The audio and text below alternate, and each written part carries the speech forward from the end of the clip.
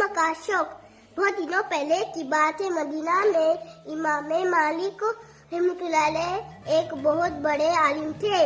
دور دور سے لوگ ان کے پاس پڑھنے کے لیے آتے تھے۔ ایک دن بچے ان کے پاس پڑھ رہے تھے، اچانک باہر شور سنائی دیا، ہاتھی آیا، ہاتھی آیا۔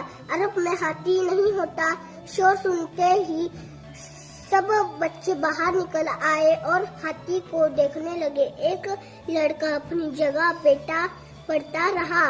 امام مالک رحمۃ اللہ علیہ نے پوچھا، یحییٰ، تمہارے ملک میں بھی تو ہاتھی نہیں ہوتا، پھر تم ہاتھی دیکھنے کیوں نہیں گئے؟